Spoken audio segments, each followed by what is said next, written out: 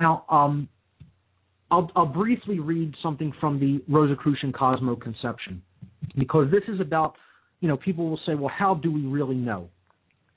This is about the knowability of occult information in general. And this is by Max Heindel in his book, The Rosicrucian Cosmoconception.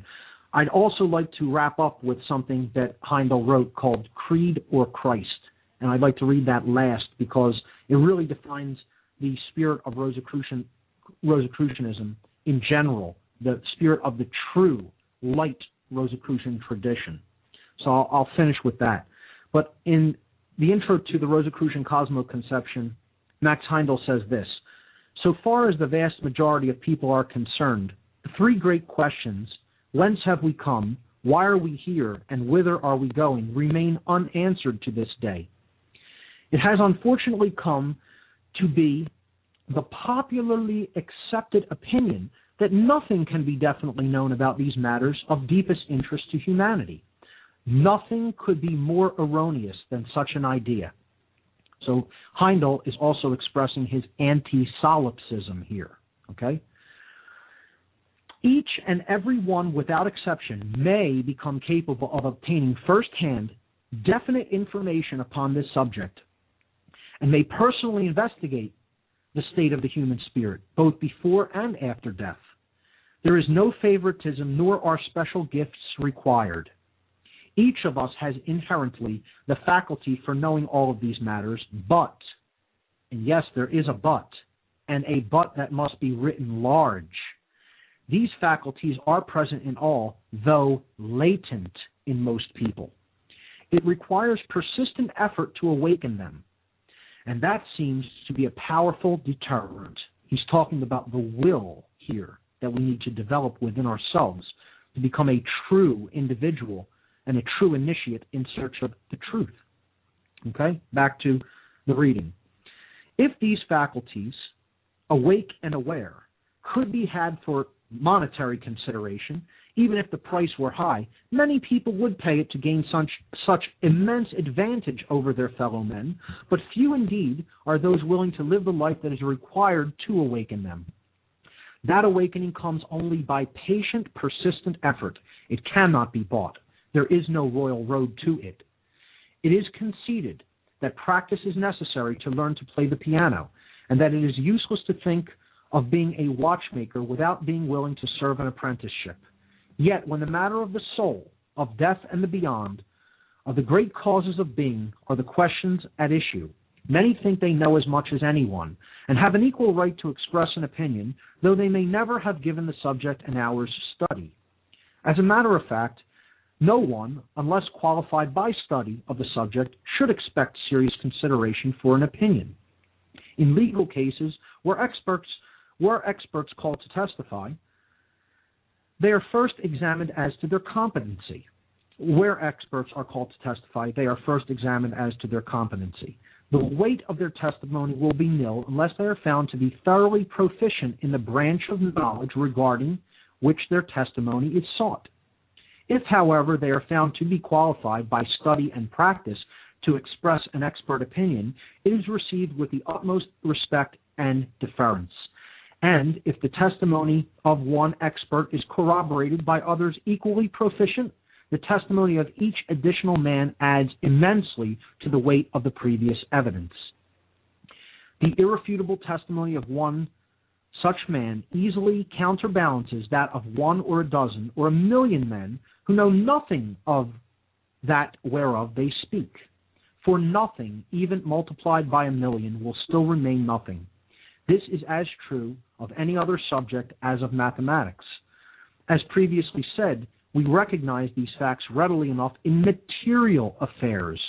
But when things beyond the world of sense, when the superphysical world is under discussion, when the relations of God to man, the innermost mysteries of the immortal spark of divinity, loosely termed the soul, are to be probed, then each clamors for as serious consideration of his opinions and ideas regarding spiritual matters as is given to the sage, who by a life of patient and toilsome research has acquired wisdom in these higher things.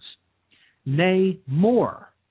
Many will not even content themselves with claiming equal consideration for their opinions, but will even jeer and scoff at the words of the sage, seeking to impugn his testimony as fraud, and, with the supreme confidence of deepest ignorance, asseverate that they know nothing of such matters.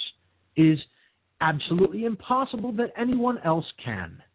That as they know nothing of such matters, it is absolutely impossible that anyone else can. In other words, what they're saying is, since I am so ignorant in matters such as this, these matters are unknowable. It's a form of solipsism, the ideology of solipsism. Someone who says, well, it's all just a matter of opinion and perceptions are the only reality. Absolutely not. Heindel is saying that an act of will can bring us closer to this knowledge. Okay? He continues to say, the man who realizes his ignorance has taken the first step toward knowledge.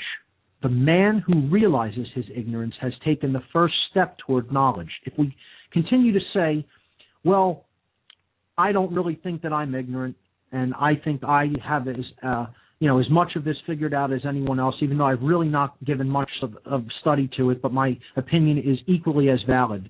That's really the height of ignorance. You haven't really done any study looking into it, any work upon the matter, and yet you're claiming that there is not knowledge there somehow. That's the height of ignorance.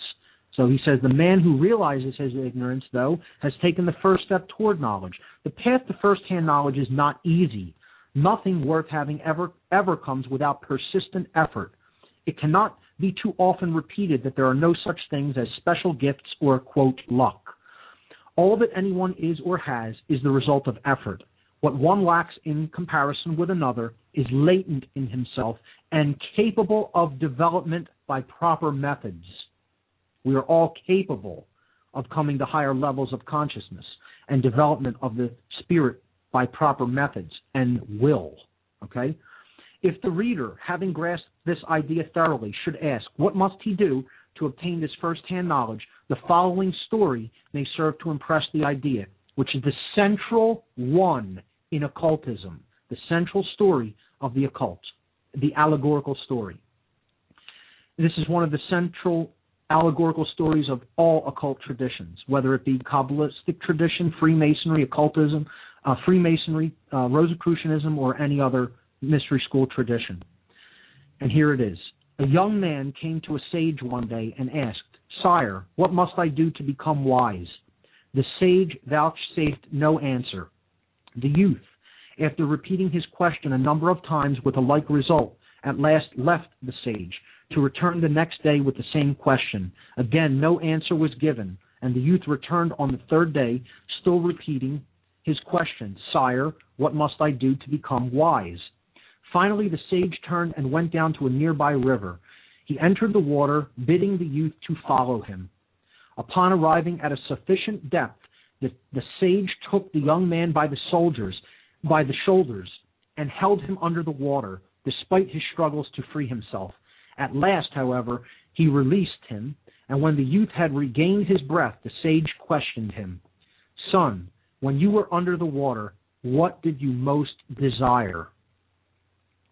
The youth answered without hesitation, Air, air. I wanted air. Would you not rather have had riches, pleasure, power, or love, my son? Did you not think of any of these? Queried the sage. No, sire. I wanted air, and I thought only of air, came the instant response. Then, said the sage, to become wise, you must desire wisdom with as great intensity as you just now desired air. You must struggle for it, to the exclusion of every other aim in life. It must be your one and only aspiration, by day and by night. If you seek wisdom with that fervor, my son, you will surely become wise.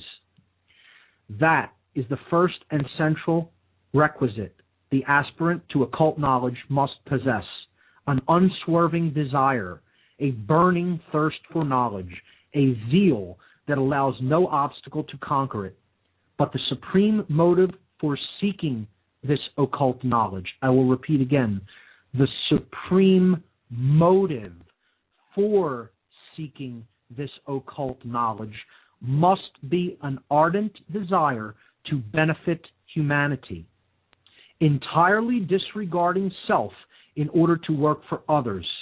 Unless prompted by that motive, occult knowledge is dangerous.